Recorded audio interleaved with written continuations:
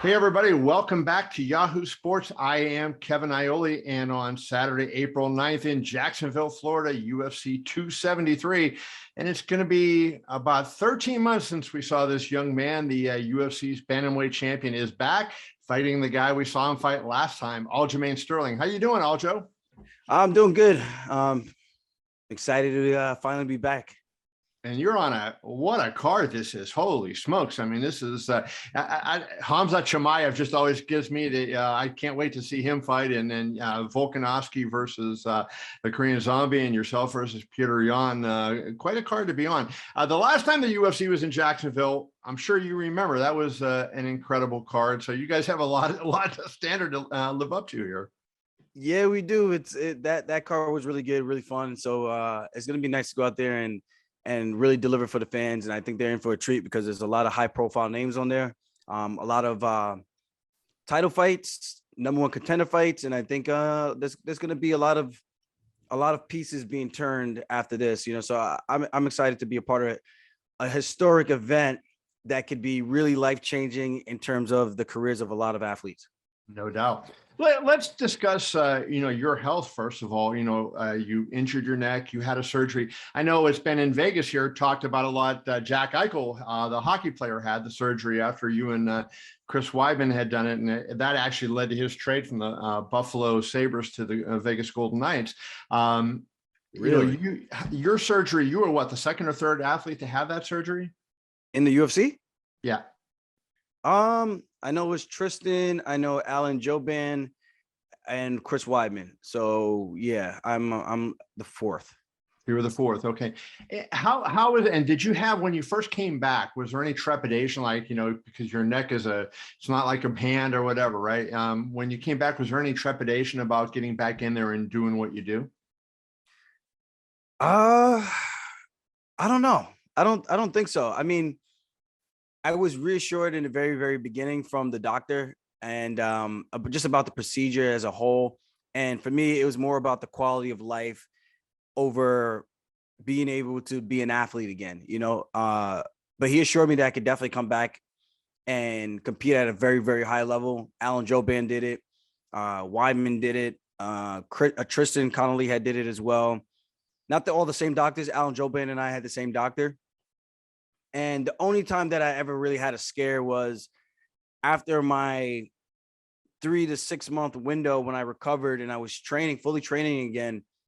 I just couldn't sustain the pace and output that I was doing beforehand. And that kind of worried me. And I just felt like neurologically the nerves weren't ready and probably might not ever heal to the point where I can sustain that output and endurance again. What was the answer? I'm sure you talked to the doctor. What did they tell you why that was? Well, Dr. Watkins pretty much told me I just need more time. That's really all it is. He's like, the body has to do its thing and run its course and get you back to where you once were. And that's essentially what it was, So now I'm firing on all cylinders. I feel like I haven't looked this ripped in so long. And I feel so much stronger in the sense of my training output, what I've been able to do, not having to take the days off because I have a kink in my neck and I can't wrestle today, or I can't wrestle, or I can't train for a week because I'm so tight and just what would you call this? The flare-ups in my neck. Right. So to have that all just go away, it's a blessing, man, night and day. And I'm just super excited to be back. And people, they can say whatever they want. I'm comfortable in my own skin, and I'm just happy that I can actually do this again, because it did get to a point where I was rushed to jump into that October 30th fight where I was like, maybe this isn't meant to happen. Yeah. Or maybe my surgery didn't go as well as we thought it did, or maybe I just really needed more time. And that's exactly what it was. Was your injury, Aljo, a one-time thing? Like, did you hurt it at one moment, or was it just an accumulation over time as a wrestler and a fighter? As a wrestler and a fighter, this is something that's bothered me since I was a college athlete. Freshman year, I got dumped on my neck, like literally spiked, and I had some pain in my neck. So whenever I would turn to the left Was it the left? No, I'll turn to the right, and I would feel like a shooting pain from the crown of my head all the way down to my neck, and it was Wow. like the trippiest feeling. It felt like tightness, like someone was taking a rope, and just, as soon as I would turn, it would go shit, shit, and I felt like I was getting like an electric shock down my brain into my neck. It was the creepiest, freakiest thing that I think anyone could ever really feel. But I didn't think nothing of it. I kept wrestling, obviously, and a couple of years later, getting cranked on in jiu-jitsu positions, couple of throws on my head, a couple of fights later. All those things add up, and it just constantly got worse. The herniated disc, the bulging disc, and eventually I had to get it taken care of. You know, anybody listening to you talk now sees that you're a good guy, but you've kind of become the bad guy to a lot of UFC fans, right? And you're at some of the shows. You're a lot of the shows I see, and when they put the camera on you, you don't always get the biggest ovation. What is that like mentally? You know, when you get booed and you have people, questioning the validity of of your injury and questioning your toughness and all that other stuff. For me, it just makes me know that people do care and they actually are paying attention. At the end of the day, other people's words on how I felt and what I was going through, you can't tell me what's going on with my body. That's just the dumbest thing ever. So it's like when people are trying to argue with you that the sky is green when you're seeing blue and everyone else is seeing blue or whatever, and they're trying to convince you of something that's just not true. Like you can't tell me what I'm physically seeing. The same way if you go to the doctor with a stomach pain, the doctor keeps telling you that, maybe it's your thigh. And you're just looking at this guy like, no, I'm pretty sure I know what I'm talking about. And I'm telling you something else and you're diagnosing something completely different, so that's really it. So I'm just glad people are paying attention. I'm glad they're excited for this rematch. And I'm excited that, that people have to actually give a shit about what I'm doing right now. They say, if you ain't got no haters, you ain't doing nothing. You know what I'm saying? So it's like the hate is not something I would say I look forward to, but it's lets me know that I'm doing something right, so Sure. they're paying attention, and whether it's not they want to see me lose, they want to see me win, show everybody who I am, or show everybody who I am in the sense of the clown or the actual guy who's been putting people away and doing all these great things in the division. It doesn't matter to me. Either way, people are going to tune in, and that's what I care about. And I just can't wait to just make them eat their words. And that's really it.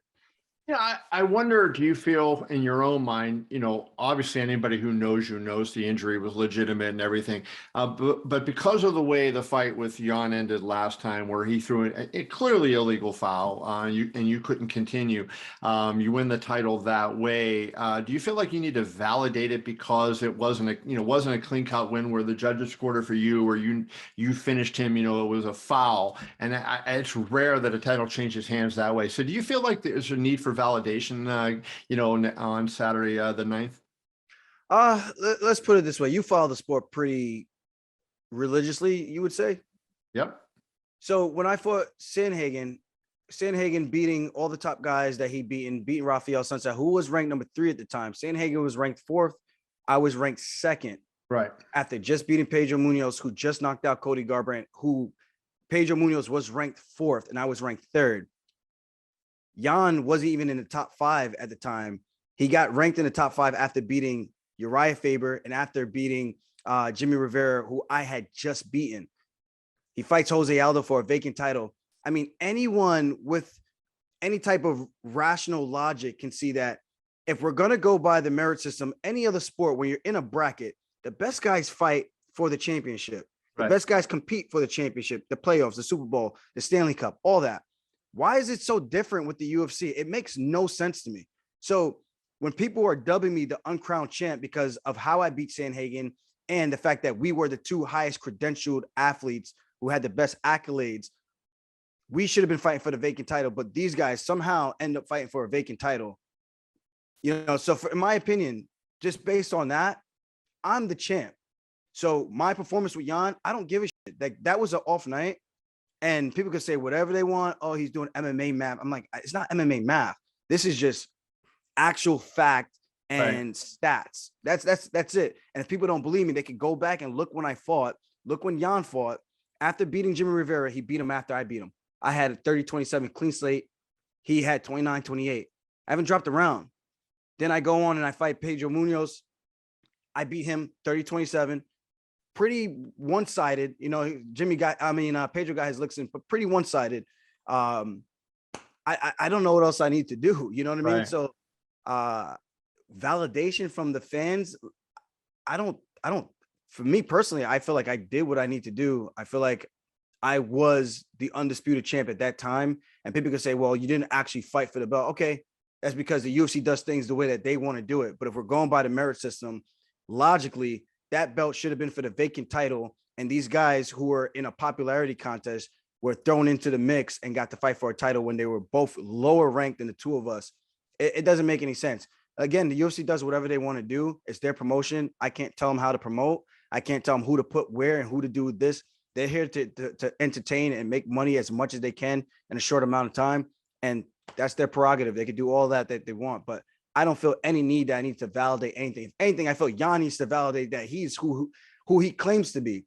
Show everybody that you're the boogeyman. April 9th, I'm not going to botch my entire training camp again and have a rehydration the day of the fight and give this man an opportunity to have a freaking walking mummy in front of him. I'm not going to do that again. Right. So show everybody who you are. I'm going to show everybody who I am, and we can remove all doubt and finally put this chapter to rest. You know, I've covered fights for so long that I know that the weight cut is the absolute worst thing for every fighter everywhere. And what is that like when you've made weight, but you're not feeling good? Like, you're going into battle against a guy who's trained really, really hard to knock your head off, and you're going, you have that fight, and all of a sudden the next day, things aren't coming back because of, what you went through the day before or 2 days before, cutting weight. Mentally, what does that do to you? And like during the day of that particular event, did you kind of have an inkling, hey, I may be in trouble tonight? It was literally after the morning shakeout. Like I said, I ate at 10:30 in the morning, 2 tiny ass eggs, 2 tiny ass pancakes. And if anyone in their rightful mind thinks that's enough to eat at 10:30 in the morning and then fight at 8:30 p.m., then you are God sent, because that is not enough energy and fuel that you need to compete at a high level against one of the best guys in this bantamweight division or any division whatsoever. Again, it was my bonehead mistake. I take full accountability for that. Petr Yan was given an alley-oop. He was given a fast break. He was given a clean slate to run down on a fast break for the layup. He had a wide open defender completely drop on his face in the football field. He had a wide open catch for the touchdown to win the game. And guess what? He fumbled the package. That's on him. That's not on me. Right. So for anyone that has a brain and understands that, you can see that, okay, if he's saying this, why do people keep choosing to ignore that? Right. If the guy was better than me, I would have said it. I don't care. I'm not that confident to the point where it's like, if someone is better than me, like I'm comfortable in my own skin. If the guy was better than me, I would have said, this guy is better than me because this, and this. I got to work on this, and this if I want to close the gap between me and this guy. Simple. But that's not how I feel. Right. And if people can't really get that, I'm going to just show them. And it just comes down to that. I'm going to just show them. So all the talking is almost done. And I just can't wait to really see who is who. And again, if he proves when I'm at my best that he is the better man, I will gracefully say that and have no problem in doing that, because that's just who I am. At the end of the day, I'm confident because of the work that I put in. I do think I'm going to win 100%. I do think, there's a very good chance I can make this look fucking easy. There is a very good chance I can make this look fucking easy. And I'm excited about that. That gets my blood going. That gets me like excited in the morning to really get people like, oh, this guy was not joking around when he was saying what he was saying. And that's pretty much all it comes down to for me. So people can detract me all they want. If you're not betting on yourself, if you're not believing in yourself, then who else will, And call me crazy. I've been doubted multiple times, Sandhagen, Pedro, all these other fights. And I go out there and I show out, and I'm going to do that again come April 9th. I want to ask you about Yan in a second, but I just listen to you talk. I mean, obviously you have a great passion, but you're really good at this. Have you ever thought like, hey, when you're done, you'd be the next DC, the next Bisping, the next Joe Rogan? I mean, this is something I think you have a career at if you want to do it. I mean, I do my podcast, The Weekly Scraps, on YouTube. I've just been getting back into my vlogs. I finally got somebody to help me out doing that. So we've been posting out a lot of content the last week and a half, and we're going to be doing that all this week, all next week, fight week. So people are going to have a lot of things that they can dial in and really see what goes on behind the scenes. In terms of like just being a host or talking, I'm interested in being it. on ringside, doing commentating on the fights and whatnot. Yeah, I actually do enjoy that. I do enjoy breaking down the fights, analyzing the fights, and I think that's what's helped me really learn really quick, especially for wrestling. I started wrestling in 10th grade. Most guys start when they're peewees, and I picked it up because I was coaching. I was going to all the off-season practices. I was watching videos. I'm breaking down and not analyzing things on my own with other people, asking what they seeing from versus from what I see, and seeing how I can dissect things and learn and grow in that aspect. So I think even doing that with my own fights, pros and cons, things I could have done better when I win and when I lose, I think that has really pushed me and got me to where I am at this level, So it could be something down in the future. We'll see. At this point in time, man, I'm just focused on fighting, a little bit of real estate on the side and the podcasting. But outside of that, this is the breadwinner for me. So I just want to go out there and just make sure I'm giving this the full attention that it deserves. This dude got a lot of things going on. That's where that hard work comes from. It's not, you're making some cash here. So that's, love to see that. Hey, let's finish up by just talking about the fight itself. Yan has good hands. He showed that in a number of fights. His fight against Sandhagen when it was for the interim title after you were injured was one of the best fights of last year. What do you take from that? And you've been in there with him. You know how hard he hits. You know what he's good at, what he's not good at. What do you believe you need to neutralize on him, and how do you win this fight? I think the main thing that I have to neutralize, if I'm being transparent, I just think just not letting the guy set the tone of the fight. And I think I do a very good job of that with my pressure, my pace going forward, blending in the takedowns. Even if I don't get it, people don't understand there's an art to getting a takedown. There's an art to fighting. It's not just I'm only going to shoot if it's a clean takedown. Sometimes you need to break up the tempo, switch the momentum, and stifle a guy against the cage or stifle him in the clinch and just kind of freeze the action. And when you freeze the action, you look for other openings, you wear on them, you make your opponent think twice about just coming forward recklessly. And that changes the outcome of the fight. That's why it's called mixed martial arts. You have to mix it up. You can't just be doing the same thing that's predictable. Everyone can throw a 1-2-3 combination like Petr Yan and look brilliant. He's got fast hands. He's got good power. But you can only do that if the guy's just standing right there in front of you. If you're a moving target, you're level changing, you ain't throwing that 1-2-3 like that, because you're going to have to respect the level change in the takedowns. And then what if this guy's now throwing the takedowns as a throwaway to come up with strikes? You know what I mean? So people put so much stock in, he defended the takedown. Like sometimes it's not even, the intention is not to get the takedown. Right. And that's why I think the judging needs to really step it up in the terms of understanding what they're looking at, because I think people sometimes see something and it's just black and white. Was it effective in getting the takedown? Sometimes that's not the point. It changed the course of the way the fight went, right? Yeah, and sometimes the defended takedown wears on you when I'm pushing you against the cage. Yeah, you stop the takedown, but now you're stuck against the cage. Yeah, you stop the takedown, but I landed the strikes off the break. So who won the exchange? He defended the takedown, so it was ineffective. Like, no.